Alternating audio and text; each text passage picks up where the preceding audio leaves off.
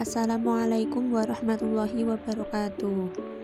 Perkenalkan, saya Afani Dania dari kelas 11 MIPA 2, absen 2. Sekarang, saya akan mempresentasikan infografis mengenai materi hubungan internasional yang diampu oleh Bapak Maksum Fuadi, SPD. Dalam presentasi kali ini akan dibahas materi mengenai pengertian hubungan internasional, konsep dan asas hubungan internasional, jenis kerjasama internasional, dan organisasi internasional. Hubungan internasional menurut Jeremy Bentham didefinisikan sebagai hubungan suatu negara dengan negara lain. Dalam hubungan internasional terdapat 3 konsep. Yang pertama, politik luar negeri, yang merupakan seperangkat cara atau kebijakan yang dilakukan oleh suatu negara untuk mengadakan hubungan dengan negara lain dengan tujuan untuk tercapainya tujuan negara serta kepentingan nasional negara yang bersangkutan. Yang kedua, hubungan luar negeri, yaitu keseluruhan hubungan yang dijalankan oleh suatu negara dengan semua pihak yang tidak tunduk pada kedaulatannya. Yang ketiga, politik internasional, yaitu politik antar negara yang mencakup kepentingan dan tindakan beberapa atau semua negara serta proses interaksi antar negara maupun antar negara dengan organisasi internasional. Hubungan internasional juga memiliki 3 asas, yaitu asas teritorial, yang merupakan asas yang didasarkan pada kekuasaan negara atas daerahnya. Menurut asas ini, negara melaksanakan hukum bagi semua orang dan semua barang yang ada di wilayahnya. Yang kedua, asas kebangsaan, yaitu asas yang didasarkan pada kekuasaan negara untuk warga negaranya. Menurut asas ini, setiap warga negara mendapat perlakuan hukum dari negaranya. Yang ketiga, asas kepentingan umum, yaitu asas yang didasarkan pada wewenang negara untuk melindungi dan mengatur dalam kehidupan bermasyarakat. Ada 3 jenis kerjasama internasional.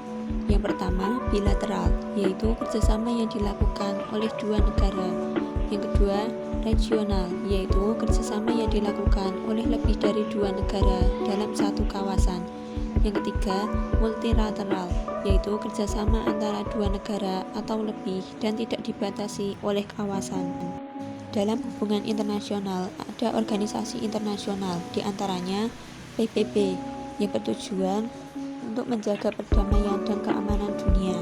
Peran aktif Indonesia sebagai anggota yaitu mengirim kontingen Garuda Indonesia, membantu menyelesaikan konflik, dan selalu memberikan bantuan kemanusiaan. Untuk membantu menyelesaikan masalah internasional, Indonesia membantu menyelesaikan sengketa Irian Jaya dengan Belanda.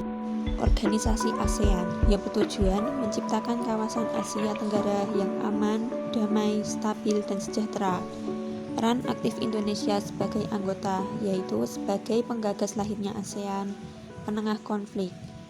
Dan untuk membantu menyelesaikan masalah internasional, Indonesia menjadi perantara dalam perdamaian Filipina Selatan. Lalu ada Konferensi Asia Afrika yang bertujuan untuk melawan kolonialisme dan neokolonialisme Amerika Serikat, Uni Soviet, dan negara imperialis lainnya. Peran aktif Indonesia sebagai anggota yaitu tuan rumah KAA dan salah satu pemprakarsa dilaksanakannya KAA serta pendiri Museum Konferensi Asia Afrika.